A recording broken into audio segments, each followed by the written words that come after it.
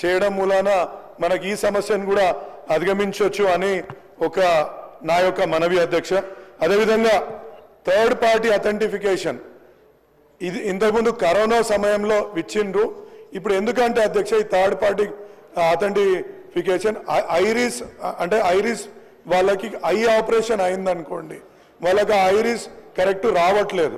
అదేవిధంగా ఇంట్లో పనిచేసి ఈ థంబ్ ఇంప్రెషన్ రికార్డ్ కాకపోవడం మూలాన కూడా కొందరికి రావట్లేదు. కాబట్టి వాళ్ళని గుర్తించి ఈ థర్డ్ పార్టీ అథెంటిఫికేషన్ ఇవ్వడం మూలాన కూడా వాళ్ళకి బెనిఫిట్ అవుతుంది అనేసి నేను కోరుతున్నాను అధ్యక్ష. ఇంకోటి ఓటీపీ ఫెసిలిటీ కొన్ని కార్డులకు అంటే ఇద్దరున్న కార్డుకే ఇస్తున్నారు అధ్యక్ష. దీన్ని ఇద్దరు తర్వాత ముగ్గురు ఆ పైన ఉన్న వాళ్ళకు కూడా ఈ ఓటీపీ ఫెసిలిటీ కల్పించడం మూలాన ఈ యొక్క 5% ఏదైతే మిస్ అవుతుండ్రో అంటే బెనిఫిట్లు తీసుకునే వాళ్ళు ఎవరైతే ఉన్నారో వాళ్ళందరికీ కూడా ఈ బెనిఫిట్ దొరుకుతుందనేసి నేను అనుకుంటాను. ఇంకోటి గౌరవ ముఖ్యమంత్రి గారు రేపు ఫ్యూచర్లో సన్న బియ్యాన్ని కూడా దీని ద్వారా పంపిణీ చేయాలని అనుకుంటున్నారు. కాబట్టి ఈ యొక్క ఇవి ఇంప్లిమెంట్ చేయగలిగితే వాళ్ళందరికీ బెనిఫిట్ అవుతుందనేసి నా యొక్క మనవి అధ్యక్ష. అదేవిధంగా కాంగ్రెస్ మేనిఫెస్టోలో ప్రతి షాప్కి ఒక 5,000 రూపాయలు ఇస్తామని చెప్పి పెట్టిండ్రు.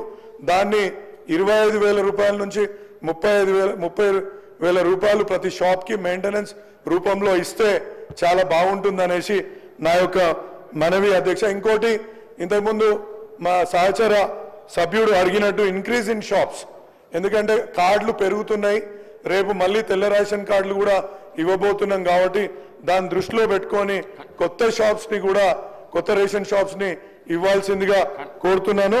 అదేవిధంగా ఒక్క నిమిషం అధ్యక్ష, ఒక్కటి అయిపోయింది. ఇంతకుముందు వేరే కమాడిటీస్ అమ్ముకోవడానికి విలేజ్ మాల్ అని 2012లో అప్పుడున్న కిరణ్ కుమార్ రెడ్డి గారు తీసుకొచ్చిన అధ్యక్ష ఒక జీవో, దాన్ని ఇప్పుడు అమలు చేయాల్సిందిగా వీళ్ళని కోరుతున్నాను. అదేవిధంగా ఇన్సూరెన్స్ ఆటో వాళ్ళకి, డ్రైవర్లకి, హోమ్ గార్డులకి, వర్కింగ్ జర్నలిస్టులకు ఏ విధంగా అయితే ఇన్సూరెన్స్ ఇస్తున్నామో వీళ్ళకు కూడా, ఎందుకంటే పంపిణీ వ్యవస్థలో ప్రశ్న అదే రేషన్ షాప్లదే అధ్యక్ష, రేషన్ షాప్ వాళ్ళకు కూడా ఈ ఇన్సూరెన్స్ ని అమలు చేయాల్సిందిగా కోరుతున్నాను. ఇంతకుముందు వీళ్ళకు ఒక 500 కోట్ల డ్యూస్ ఉన్నాయి అధ్యక్ష. వాళ్ళు అప్పుడు డీడీ ద్వారా కడుతుండే, ఇప్పుడు ఈ చలాన్స్ కడుతున్నారు. కాబట్టి ఇప్పుడు ఇబ్బంది లేదు. పూర్వం ఈ డీడీ ద్వారా కట్టినప్పుడు కొన్ని డబ్బులు అంటే మొత్తం ఇవ్వకుండా కొన్ని డబ్బులు మిగిలిపోయినాయి మన గవర్నమెంట్ దగ్గరనే, వాటిని కూడా చెల్లించాల్సిందిగా కోరుతున్నాను అధ్యక్ష. థ్యాంక్ యూ అధ్యక్ష. రేషన్ షాప్ డీలర్కి సంబంధించినటువంటి ప్రశ్న మీద మాట్లాడే అవకాశం ఇచ్చినందుకు ధన్యవాదాలు తెలియజేసుకుంటూ, చాలా సబ్జెక్ట్స్ చాలా విషయాలు సభ్యులు చెప్పారు కాబట్టి ఒక చిన్న సూచన అధ్యక్ష.